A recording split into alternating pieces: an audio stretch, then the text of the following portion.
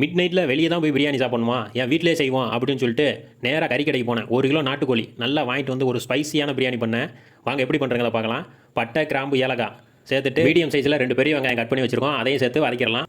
வெங்காயம் golden brown colour வந்தோடனே கொத்தமல்லியும் புதினாவையும் நல்லா ஆயிலே போட்டு நல்லா வதக்கிடலாம். அதான் நல்லா நம்மளுக்கு பிரியாணி வாசமாக இருக்கும். அதோட சில்லி பவுடரையும் நல்லா எண்ணெயிலே போட்டு இது பண்ணும்போது நம்மளுக்கு நல்லா கலர் கிடைக்கும். இஞ்சி பூண்டு பேஸ்ட் நல்லா பச்சை வாசனை போகிற அளவுக்கு நல்லா வதக்கிட்டு பச்சை மிளகா, தக்காளி, தயிர் 3 நல்லா வதங்கி வந்த உடனே நம்ம 1 கிலோவில் 1/2 கிலோ நாட்டுக்கோழி கறியை வச்சுருக்கோம். 1/2 கிலோ சுக்கா பண்ணியாச்சு.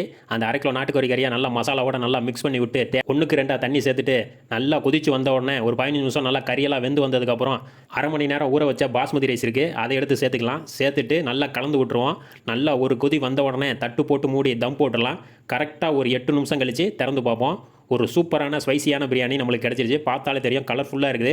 ஹோட்டலில் வாங்கினா கூட இந்த மாதிரி பிரியாணி வராது. பிடிச்சிருந்தால் லைக் பண்ணுங்கள், ஷேர் பண்ணுங்கள், சப்ஸ்கிரைப் பண்ணுங்கள் ஃப்ரெண்ட்ஸ்.